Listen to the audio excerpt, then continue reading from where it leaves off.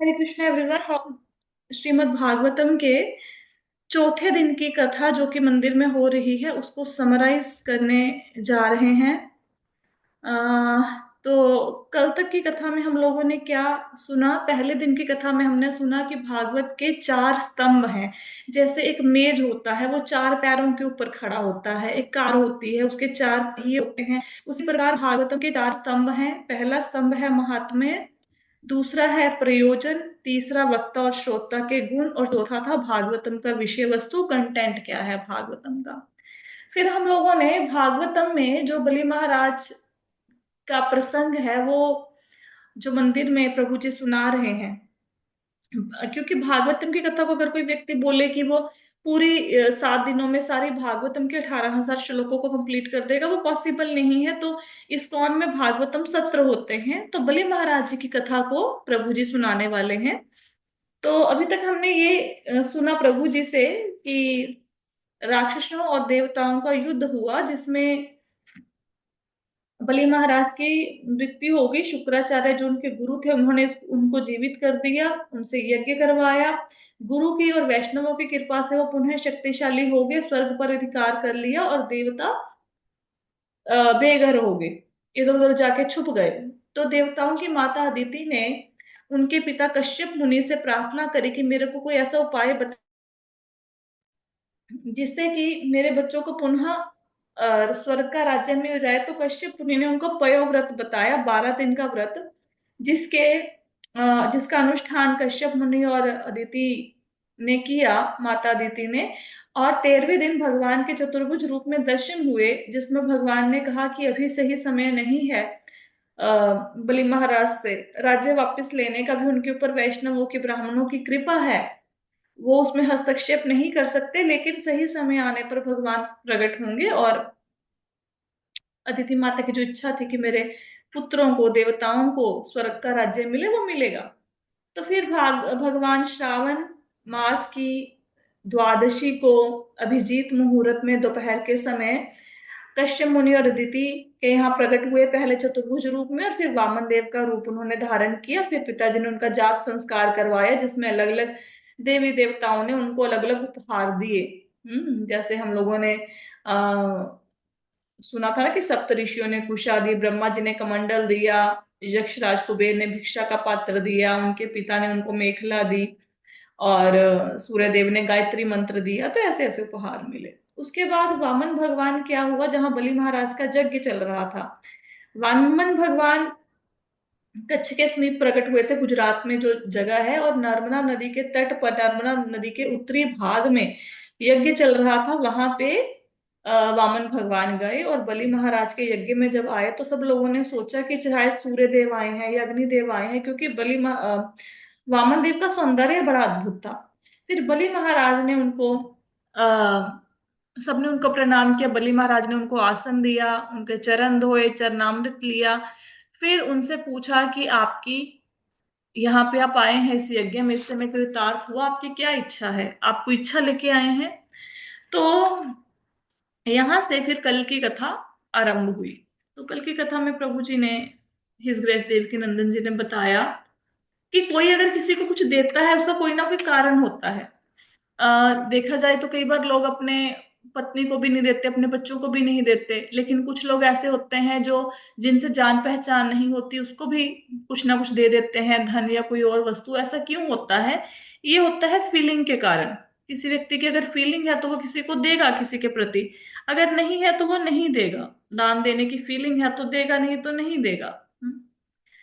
फिर जो वामन भगवान आए, वामन भगवान ने आ, बलि महाराज को बोला, जब बलि महाराज ने आग्रह किया कि आपके मन में जो भी इच्छा है आप बताइए, मैं आपको वो दूंगा।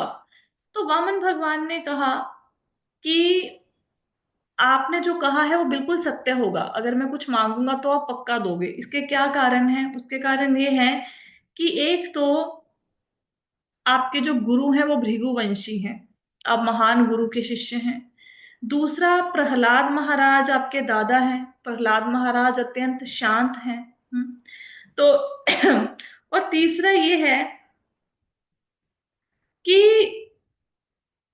आपके जो पिताजी हैं उनसे देवताओं ने एक बार उनका शरीर मांग लिया, देवता ब्राह्मण का वेश बना के आए। तो विरोचन जी को पता था, जो इनके पिता थे, कि ये प्रहलाद महाराज के पुत्र है विरोचन, विरोचन के पुत्र है बलि महाराज। तो विरोचन जी को पता था कि ये जो मांगने आए हैं ये देवता है, लेकिन कि वो ब्राह्मण का रूप धारण करके आए थे, तो विरोचन जी ने अपना शरीर भी दे दिया। तो उनको बताया कि आपके कुल में ऐसे ऐसे लोग हुए हैं पास्ट में भी जिन्होंने अपने वचन को निभाया है। तो भगवान कहते हैं, वामन देव कहते हैं कि मुझे भी यकीन है अपना, आप वचन जरूर निभाएंगे। तो उन्होंने बोला, वामन भगवान ने, कि आपके परिवार में कोई भी ऐसा व्यक्ति नहीं है जो कंजूस हो। अब कई बार किसी व्यक्ति के पास देने के लिए बहुत कुछ होता है लेकिन वो देता नहीं, क्यों? क्योंकि कंजूस है। कंजूस व्यक्ति ना अपने परिवार के ऊपर खर्च करेगा ना दूसरे के ऊपर। और कहते एक योग्यता ये है कि आप हाँ कर दिया अगर आपने किसी चीज को देने के लिए, उसके बाद ना नहीं करोगे। एक बार बोला मैं कुछ दूंगा तो पक्का आप दोगे, अब क्योंकि अब दानियों में श्रेष्ठ हैं। और कहते कुछ लोग ऐसे होते हैं कि उनके पास है, लेना नहीं चाहते, या किसी के पास कुछ होता ही नहीं है, तो आपके पास है और आप देंगे, मुझे यकीन है, ऐसा बताया वामन भगवान ने। तो उनको बताया कि दो प्रकार के लोग होते हैं जो पराक्रमी होते पराक्रमी होते हैं। एक जो तो वो क्षत्रिय है जिनको कोई युद्ध के लिए ललकारे और उनकी युद्ध की ललकार को स्वीकार करे।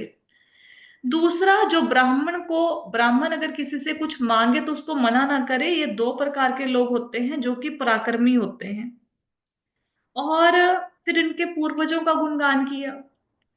फिर प्रभु जी ने यहाँ पे जय विजय की कथा सुनाई कि एक बार ब्रह्मा जी के चार पुत्र जो है, सनक सनंदन सनातन सनत कुमार, ये वैकुंठ में गए विष्णु भगवान से मिलने। उनके द्वारपाल थे जय और विजय, उन्होंने उनको रोक दिया, वहां पे मिलने नहीं दिया, क्योंकि भगवान लक्ष्मी जी के साथ अपने अ, कक्ष में थे।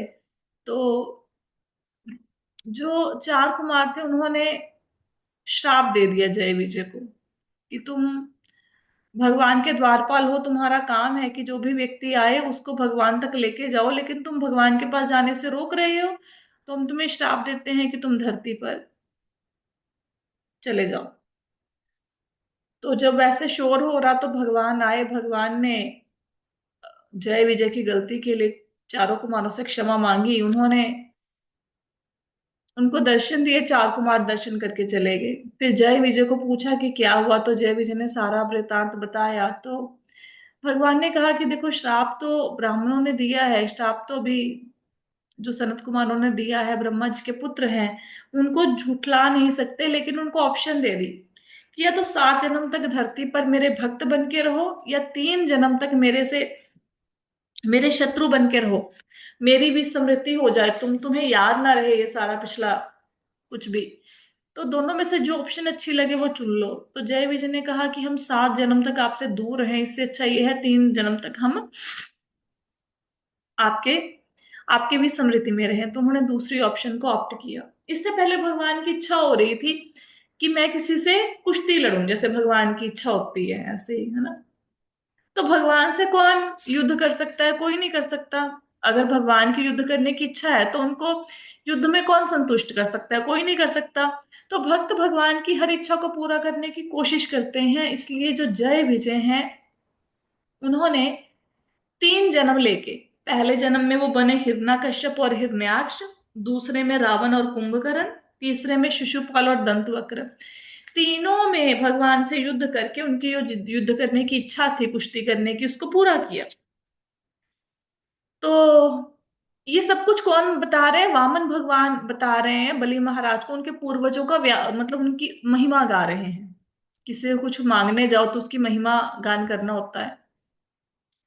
फिर बताया कि जो आपके पिता का भाई था हिरण्याक्ष, उसकी युद्ध करने की इच्छा थी। उसने पृथ्वी को ले जाके समुद्र के अंदर छुपा दिया और बोला कौन ऐसा है जो मुझसे युद्ध करे।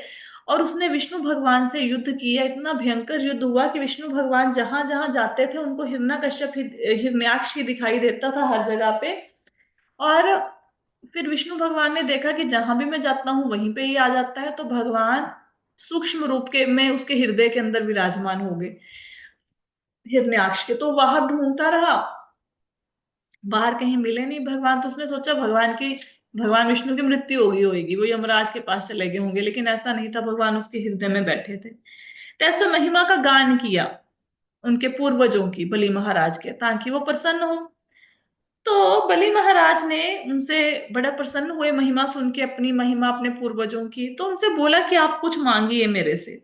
हम्म आप यहाँ पे आए हैं, आपने जो कुछ भी मुझे कहा उसको सुनकर मैं बहुत प्रसन्न हूं, आप कुछ मांगिए। जब बलि महाराज बार बार आग्रह करने लगे तो वामन देव ने बोला कि आप मुझे 3 पग भूमि दे दो, मतलब 3 पैर जमीन दे दो, लेकिन मैं अपने पैरों से नापूंगा, जो मेरे पैर का साइज है वैसे ही नापूंगा। तो बलि महाराज को बड़ा आश्चर्य हुआ कि मैं तो बहुत कुछ इस ब्राह्मण को दे सकता हूँ, लेकिन ये छोटा बालक है, शायद इसको मांगना नहीं आता, तो मैं इसको समझाता हूँ कि भाई कैसे मांगते हैं। तो बलि महाराज ने कहा कि भाई मैं यहाँ पे चक्रवर्ती सम्राट हूँ, सारा जो स- स्वर्ग तक मेरा शासन है, कोई ऐसी चीज नहीं है जो आप मेरे से मांगो मैं आपको ना दे पाऊं। मैं आपको, मेरे पास 7 द्वीप हैं, आप कोई द्वीप मांग लो, मैं वो आपको दे सकता हूँ। कोई बड़ी चीज मांगो, मेरे पास मांगने के बाद आपको जीवन में कहीं और कुछ मांगने की इच्छा ना रहे, तो कुछ बड़ा मांग लो। मुझे ऐसा लगता है कि आप पूरा नहीं मांग रहे हो। हम्म? तो वामन भगवान ने कहा कि जो बुद्धिमान व्यक्ति होते हैं वो आवश्यकता से ज्यादा नहीं लेते। जो भगवान होते हैं, भगवान देखो सबके लिए व्यवस्था कर देते हैं उसके जन्म से पूर्व ही। जैसे एक छोटा बालक होता है, तो छोटे बालक के लिए दूध की व्यवस्था उसके जन्म से पहले हो जाती है। माता के स्तनों में कोई और दूध नहीं रख के आता, माता स्वयं भी नहीं रखती, भगवान व्यवस्था कर देते हैं। जिस बालक ने जन्म लेना है उसके लिए दूध की व्यवस्था कर देते हैं।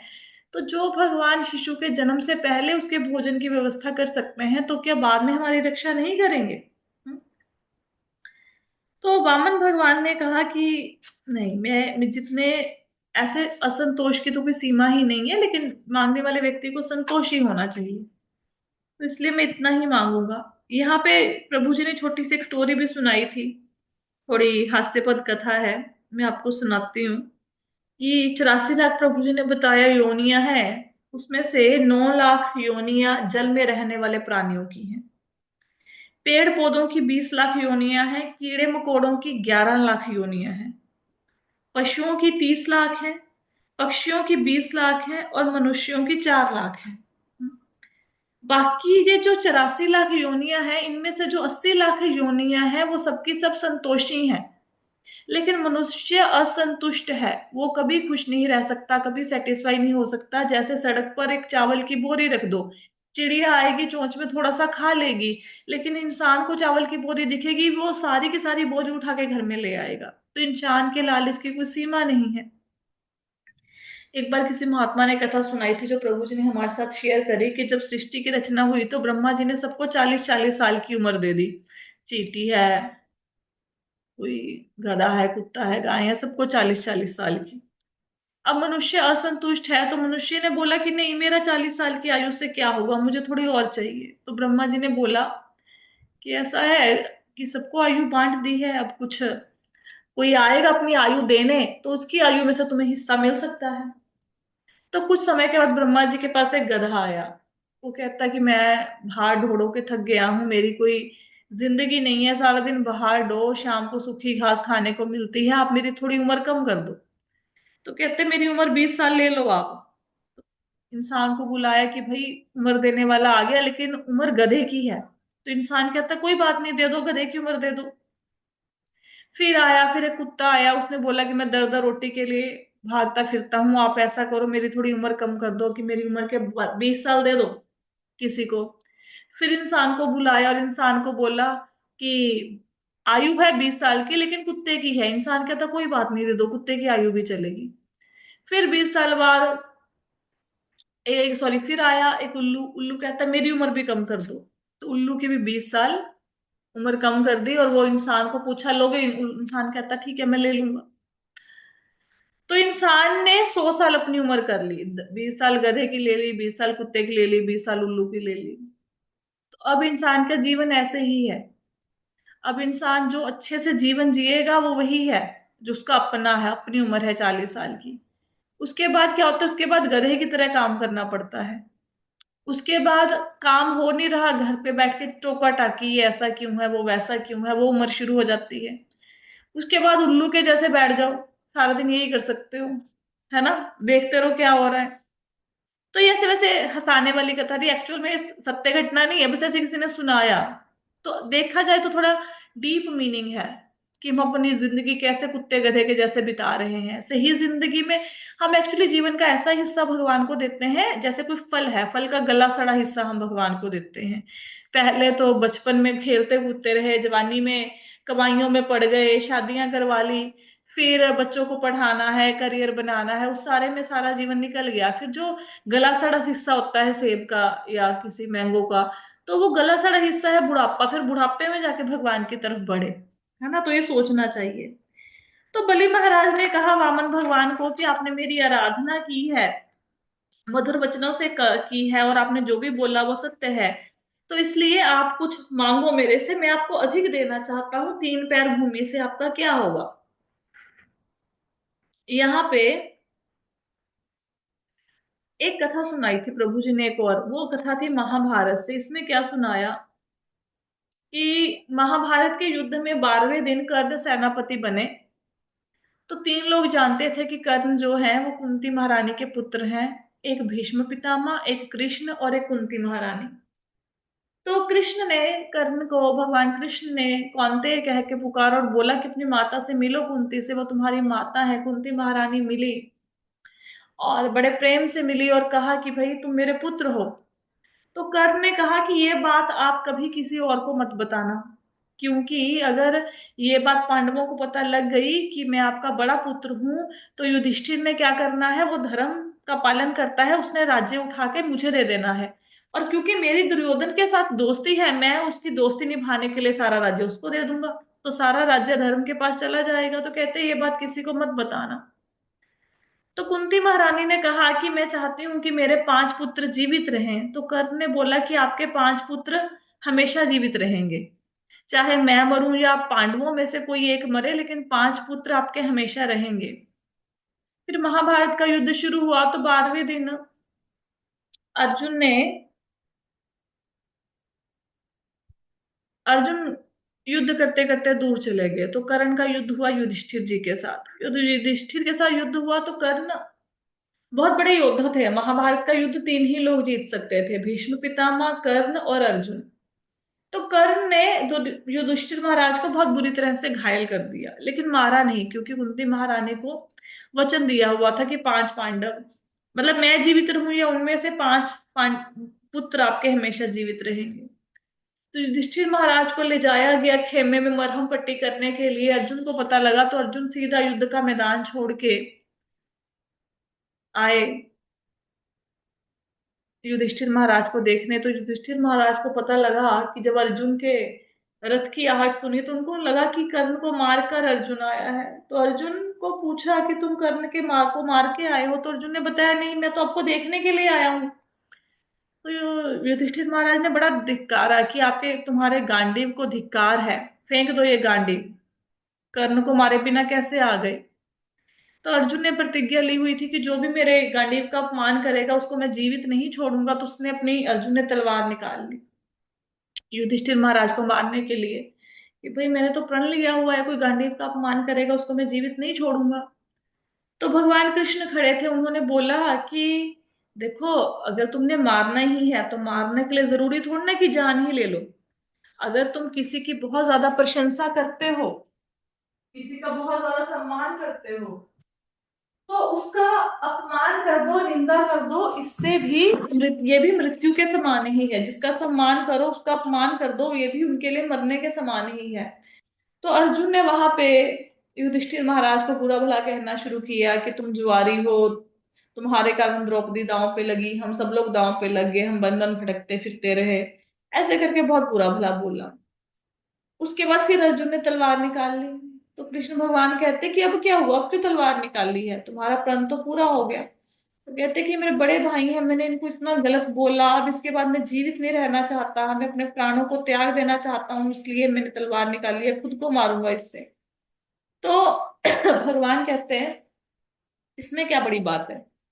अगर कोई व्यक्ति अपने मुख से अपनी बड़ाई करे तो वो मरे हुए के समान है, मृतक के समान है। तो तुम अपनी बड़ाई करना शुरू कर दो अपने मुख से। तो अर्जुन ने अपनी बड़ाई करनी शुरू कर दी अपने मुख से कि मैं बहुत बड़ा धनुर्धर हूं, मैं कितना बड़ा विजेता हूं। तो भगवान कृष्ण ने ऐसे वहां पे सिचुएशन को संभाला। तो यहाँ पे बलि महाराज ने जब देखा कि वामन देव सिर्फ 3 पैर भूमि मांग रहे हैं, तो हालांकि बलि महाराज को पता है, धर्म का पता है कि अपनी बड़ाई करना मृत्यु के समान होता है, लेकिन फिर भी उनको वामन भगवान को समझाने के लिए बोलना पड़ा कि मैं बहुत बड़ा राजा हूं, मेरे पास बहुत कुछ है, तुम और मांगो और मांगो, 3 पैर भूमि से क्या होगा। तो वामन देव ने कहा कि जो जितेंद्रिय नहीं है, जिसका अपनी इंद्रियों पर वश नहीं है, वो कभी संतुष्ट नहीं होता, वो ज्यादा से ज्यादा चीजों को लेना चाहता है। तो कहते कि एक्चुअल में क्या होना चाहिए कि व्यक्ति को अपनी आवश्यकता से अधिक नहीं मांगना चाहिए। अगर कोई जितेंद्रिय नहीं है, अगर किसी का अपनी इंद्रियों पे बस नहीं है, तो उसको अगर त्रिलोकी का राज्य भी दे दो तब भी उसने असंतुष्ट ही रहना है। लेकिन अगर इस किसी का अपनी इंद्रियों के ऊपर वश है, तो फिर वो संतुष्ट हो जाएगा, थोड़े से भी संतुष्ट हो जाएगा। यहाँ पर प्रभु जी ने बताया दान के बारे में कि दान 4 प्रकार का होता है: तमोगुणी दान, रजोगुणी दान, सतोगुणी दान और विशुद्ध सतोगुणी दान। तमोगुणी दान वो होता है जो जरूरतमंदों को हम लोग कुछ देते हैं। जो तमोगुणी दान होता है वो 10% वापस मिलता है। किसी को 100 रुपया दोगे तो आपको उसका 10% वापस मिलेगा, 10% इंटरेस्ट के साथ 110 मिलेगा 100 का। रजोगुनी दान जो होता है उसमें होता है कि वो स्कूल खुलवा दिया, अस्पताल खुलवा दिया, ये 20% ब्याज के साथ वापस मिलता है। जो शतगुणी दान होता है वो 100% इंटरेस्ट के साथ वापस मिलता है। जैसे कोई बगीचा लगवा दिया, गौ सेवा के लिए दे दिया, देवताओं के लिए यज्ञ हो रहा है वहां पे कुछ दे दिया। लेकिन जो शुद्ध सत्व में, विशुद्ध सत्व में जो दान किया जाता है भगवान के लिए किया जाता है, क्योंकि भगवान अनंत हैं, इसलिए वो दान अनंत काल के लिए सुख देता है। अनंत काल तक वो कभी खत्म नहीं होता, उसका कोई खत्म ही नहीं होता, वो हमेशा ऐसे चलता रहता है। यहाँ पे प्रभु जी ने फिर एक कथा सुनाई थी कि एक बार एक व्यक्ति था, उसके यहाँ पे एक महात्मा आए, तो उसको बोला कि भाई कुछ दो दान में। तो उसने बोला कि महात्मा जी मेरे पास कुछ नहीं है, मैं आपको क्या दूं। तो महात्मा जी ने बोला कि मैं तो ध्यान लगा के देख पा रहा हूँ तुम्हारे पास तो बहुत कुछ है, इतना कुछ है कि तुम्हारी 3 पीढ़ियां चल जाएं, बैठ के आराम से खाएं। तो उस व्यक्ति ने महात्मा जी के चरण पकड़ लिए और कहा कि महात्मा जी फिर चौथी पीढ़ी का क्या होगा, कुछ ऐसा बताओ कि चौथी पीढ़ी के लिए भी कुछ कर जाऊं। तो महात्मा जी ने ऐसे ही समझाया कि तुम्हें कुछ ना कुछ दान करना चाहिए, तुम विशुद्ध सत्व में दान करो, वो अनंत काल तक उसका फल रहेगा। लेकिन सेठ ने बात सुनी लेकिन कुछ दान नहीं दिया, कंजूस था। फिर थोड़े दिनों बाद उसके मन में आया कि चलो कुछ कुछ दान करना शुरू करते हैं, महात्मा जी बोल के गए हैं। तो उसने तमोगुनी दान करना शुरू किया, जो जरूरतमंद लोग थे उनको कुछ कुछ दान करता था। एक बार सेठ को दान करने के लिए कोई व्यक्ति नहीं मिला, तो वो बड़ा परेशान हो गया कि मैं तो रोज दान करता हूँ, आज कोई व्यक्ति दान लेने वाला है ही नहीं। फिर उसने एक व्यक्ति को देखा जो बड़ा गरीब था, कंगाल था, फटेहाल था। उसको बुला के बोला कि मैं तुम्हें दान देना चाहता हूँ, फटाफट आओ। तो उसने बोला कि मैं अपनी पत्नी से पूछ के आता हूँ कि मैं क्या दान में मांगू। सेठ को बड़ी हैरानी हुई कि मैं दान देना चाहता हूँ, तुम कह रहे हो पत्नी से पूछना है, कहते चलो पूछा। तो वापिस आया और बोला कि सेठ जी मुझे कुछ नहीं चाहिए, क्योंकि मेरी पत्नी ने कहा है कि आज के लिए है, खाने के लिए कल किसने देखा है। तो सेठ जी को यह बात सुनकर वैराग्य हो गया कि इनके घर में सिर्फ एक दिन का खाने के लिए है और ये अगले दिन के लिए संग्रह नहीं कर रहे, मैं 3 पीढ़ियों के लिए भी कमा चुका हूँ और चौथी के लिए धन को बचा रहा हूँ। तो उसको वैराग्य हो गया, फिर वो तपस्या करने के लिए चले गए। ऐसे बीच में एक कथानक सुनाया था। तो यहाँ पे अब बलि महाराज वामन जी से आग्रह कर रहे हैं कि भाई कुछ और मांगो अधिक, लेकिन वो मांग नहीं रहे। वो क्या कहते हैं कि जो संतोष, अगर कोई व्यक्ति संतोषी है तो संतोष से, सेटिस्फेक्शन से ब्राह्मणों के तेज में वृद्धि होती है। क्षत्रिय, जो क्षत्रिय हैं, अगर वो संतुष्टि हो जाए तो उनके बल में वृद्धि होती है। जो वैश्य होते हैं, अगर वैश्य संतोषी हो जाए तो वैश्य अपने लिए नहीं, उनको सबके लिए कमाना है, ब्रह्मचरी वानप्रस्थ सन्यासी सबके लिए, तो उनके धन धान्य में वृद्धि होती है, लेकिन शूद्रों में संतोष नहीं होता। तो वामन भगवान कहते हैं कि जिसकी इंद्रियां वश में है वो संतुष्ट होगा, नहीं तो आप 9 वर्ष 7 दीप भी किसी को दे दो तब भी वो व्यक्ति संतुष्ट नहीं होगा। इसी बीच शुक्राचार्य ने देख लिया कि भाई ये जो वामन भगवान है, इन्होंने 3 पग भूमि मांगी, बलि महाराज देने के लिए तैयार है, उनको बोल रहे हैं कुछ और मांग लो, वो मांगना नहीं चाहते, वो 3 पैर भूमि मांगना चाहते हैं, तो इसका मतलब है कोई ना कोई गड़बड़ी है। गड़बड़ी का मतलब ये है कि भाई ये हो सकता है कि ये साधारण मनुष्य नहीं है कोई, ये कोई देवता है जो छलने के लिए आए। तो शुक्राचार्य ने देखा कि ये तो स्वयं विष्णु भगवान है जो वामन देव का रूप लेके आए हैं। तो उन्होंने बताया बलि महाराज को कि ये साधारण ब्राह्मण नहीं है, ये तो विष्णु है। विष्णु मतलब जो सबको आनंद दे, ये कश्यप मुनि और अदिति के पुत्र हैं, और ये देवताओं के लिए मांगने आए हैं, ये तुम्हारा राज्य छीन के देवताओं को दे देंगे। इसी बीच भगवान शब्द की व्याख्या करी। भगवान वो होते हैं जिनके पास 6 ऐश्वर्य होते हैं, सौंदर्य, यश, धन, ज्ञान, बल और त्याग। जैसे भगवान कृष्ण कितने सुंदर है ना। यश, भगवान का यश जो है वो, भगवान का हर जो भी वो कार्य करते हैं वो भगवान के यश को बढ़ाता है। जैसे भगवान ने माखन को चुराया तो माखन छोर कहलाए, रणभूमि को छोड़ के भागे तो रणछोड़ के रूप में पूजा हुई भगवान की। हम्म? भगवान ने रास रचाया तो रास बिहारी हो गए। तो भगवान कुछ भी करें, वो उनसे उनके यश में वृद्धि होती है। लेकिन यही काम अगर कोई और व्यक्ति करेगा तो उसके यश में वृद्धि नहीं होगी। कोई और चोरी करेगा उसके यश में वृद्धि थोड़े ना होगी। भगवान कुछ भी करे उनके यश में वृद्धि होती है। धन, भगवान लक्ष्मीपति हैं, भगवान से अधिक धन किसके पास हो सकता है। ज्ञान, भगवान जितना ज्ञान किसी को नहीं है, बल में कोई भगवान का सामना नहीं कर सकते। इसके बाद भी भगवान को किसी से कोई मतलब नहीं है, त्याग की भावना है। मतलब जैसे मथुरा वासी हैं, उनकी रक्षा के लिए रातों रात उनको द्वारिका पहुंचा दिया कि उनको कोई कुछ कह ना पाए। लेकिन वही मथुरा वासी, वही द्वारिका वासी जब बंधु घाती युद्ध में मारे गए, सब यादव आपस में मारे गए थे, तो भगवान की आंखों के सामने सब कुछ हुआ, लेकिन भगवान ने उसमें कोई शोक या दुख व्यक्त नहीं किया। फिर प्रभु जी ने यहाँ पे कल कथा में सुनाया कि जो भी धन कोई व्यक्ति कमाता है उसको 5 हिस्सों में बांटना चाहिए। 5 हिस्सों में ये बताया कि 1 पैसा, 1 भाग तो अपने यश के लिए रखे, अपने यश की वृद्धि हो जिससे, उस चीज के लिए रखे। दूसरा भाग अपने लिए रखे, एक से जिसके जिससे उसकी कीर्ति में वृद्धि हो उसके लिए, एक अपने लिए सेव करके रखे। सेव करके नहीं मतलब अपने ऊपर खर्च करे, धन कमा रहा है।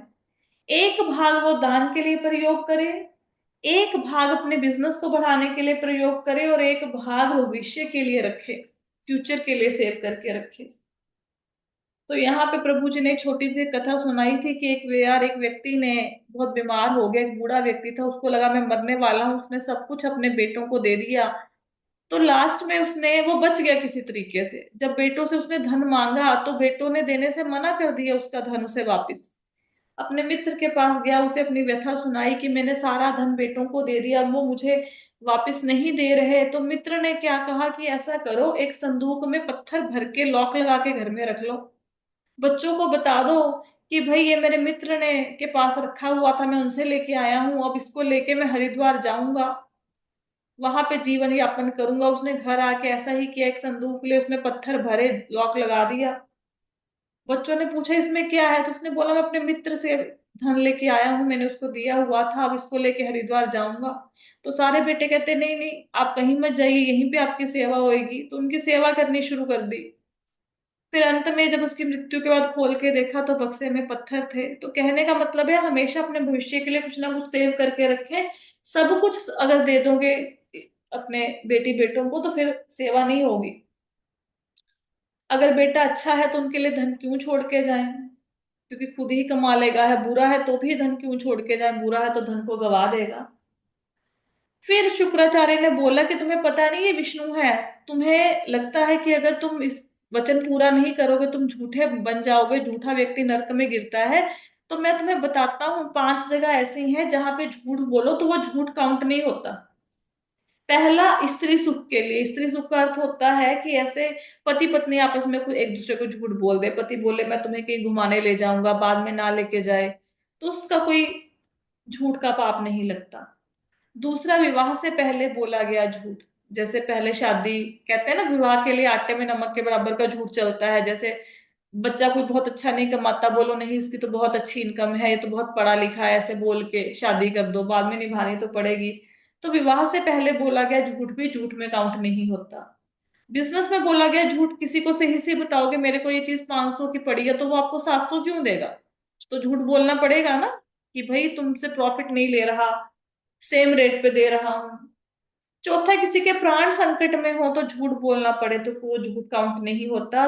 पांचवा, गौओं और ब्राह्मणों के लिए अगर कोई झूठ बोलना पड़ जाए उनकी रक्षा के लिए, वो झूठ काउंट नहीं होता। तो कहते हैं कि तुम झूठे नहीं यहाँ पे साबित होगे, क्योंकि ये जब तुमसे सब कुछ ले लेंगे तो फिर तुम कहाँ से भरण पोषण करोगे फैमिली का, सब कुछ का। तो तुम अपने वचन से फिर जाओ, इससे तुम्हें कोई पाप नहीं लगेगा।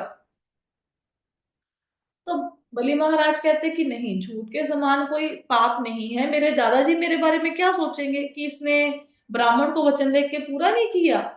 तो पृथ्वी कहती है कि मैं सारे पापियों का बोझ ढो सकती हूँ लेकिन झूठे व्यक्ति का बोझ नहीं ढो सकती। हम्म? तो कहते हैं कि मैं झूठ, मैंने अब चाहे मैं नरक में चला जाऊं, चाहे मैं कंगाल बन जाऊं, चाहे मैं ना राजा ना रहूं, मेरे को किसी बात से डर नहीं लगता। लेकिन ब्राह्मण को वचन देकर मुकुरने से मैं डर सा रहा हूं, और मैं मुकरूंगा नहीं, जो एक बार बोल दिया वो पूरा करूंगा। कितने सारे राजा हैं, दधीचि हुए हैं, शिवी महाराज हुए हैं जिन्होंने वचन की पूर्ति के लिए अपने प्राण दे दिए। अब मैं झूठ बोलने बोल के ये पाप नहीं लूंगा। तो वो अपने प्राण पर अड़ गए। तो शुक्राचार्य जी ने उनको श्राप दे दिया कि मेरा शिष्य है मेरी बात नहीं मान रहा, उसको श्राप दे दिया। बलि महाराज की पत्नी जो विंध्यावली थी वो सोने का कलश ले आई, क्योंकि संकल्प लेना पड़ता है ना किसी को दान करना उससे पहले। तो कमंडल ले आई। तो बलि महाराज ने देखा शुक्राचार्य जी है नहीं संकल्प कराने के लिए। शुक्राचार्य जी वहां से अंतर ध्यान हो गए, तो उन्होंने सोचा संकल्प कौन कराएगा। तो वामन भगवान कहते हैं मैं संकल्प करा देता हूँ। तो जब संकल्प कराने के लिए ऐसे जल बाहर निकालना चाहा तो कमंडल से, पहले के जमाने में कमंडल में एक छोटी सी टूटी लगी होती थी पाइप, तो पाइप से जल बाहर ना आए, क्योंकि शुक्राचार्य जी उसके अंदर बैठ गए कि मैं जल को नीचे नहीं गिरने दूंगा। तो वामन भगवान ने जो उनको सप्त ऋषियों ने कुशा दी थी उनके जन्म के समय, वो अंदर मारी तो शुक्राचार्य की एक आंख फूट गई।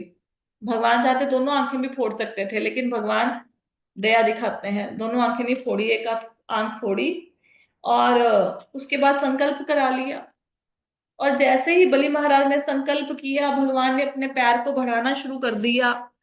एक पैर से उन्होंने ऊपर जो धरती के ऊपर के लोक हैं और समस्त धरती, ये सातों नाप लिए। दूसरे पैर से धरती के नीचे के जो लोक हैं सात, वो लोक नाप लिए। अब कोई जगह ही नहीं बची, क्योंकि बलि महाराज ने 3 पैर भूमि देने का वादा किया था। 2 पैरों से सब कुछ नाप लिया, और जहां जहां भगवान का पैर जा रहा था बलि महाराज उन सारे लोगों को देख रहे थे कि भगवान का पैर स्वर्गलोक में जा रहा है, महालोक में, जनलोक में, ब्रह्मलोक में पहुंच गया। वहां पे ब्रह्मा जी ने अपने कमंडल से जल लेके उनके पैर धोए, जिससे गंगा जी निकली। तो ऐसे बलि महाराज देख रहे हैं। तो भगवान ने पूरी धरती और आकाश को नाप लिया, सारे लोगों को नाप लिया।